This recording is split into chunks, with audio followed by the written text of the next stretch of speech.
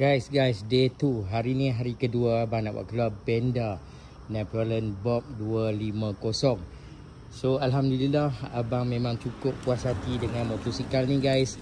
Memang terasa kelainan dia bila pandu motosikal ni.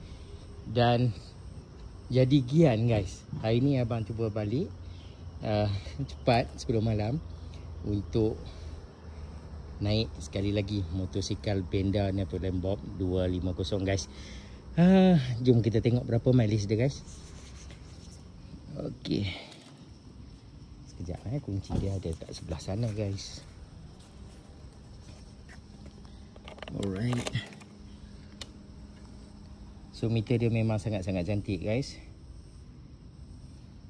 Dah 71 km abang jalan semalam. So not bad.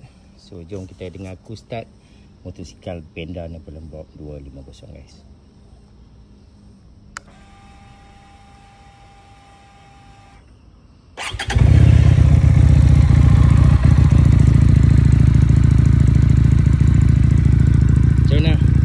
Exhaust ke tak? Bunyi standard dia pun dah sedap kan? Dah terdengar dia punya bobber style ataupun between engine. Memang kedengaran agak menarik lah. Bagi abang memang agak menarik. Lampu belakang dia bawah seat, under the seat. So ada splash guard kat bahagian belakang ni, which mean nampak memang ngam lah. Lepas tu dia punya side mirror pun ada handlebar punya side. Lampu depan dia memang cerah gila guys.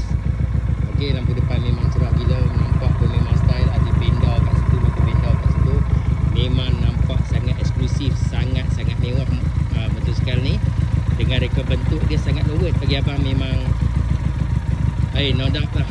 Memang puas hati lah dengan display depan belakang ABS dan sebagainya. Dia kita boleh cakap modern retro konsep dia. Masih mengekalkan ciri-ciri retro dengan features yang moden. Maksudnya dia combine sekali.